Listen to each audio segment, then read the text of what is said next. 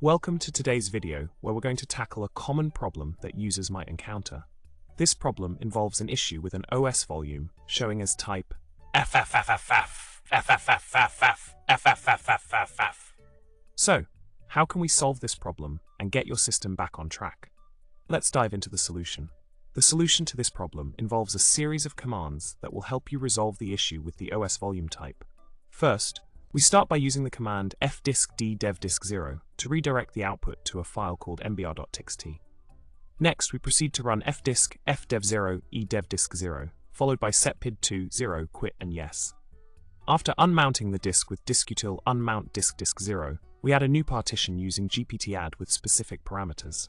Once that's done, we unmount the disk again and perform additional cleanup using fdisk-fdev0-ry-dev-disk0 var-temp-mbr.txt and rm var-temp-mbr.txt. This completes the solution to the problem at hand.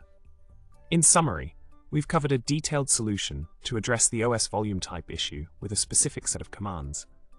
By following these steps carefully, you should be able to fix the problem and ensure your system is running smoothly again.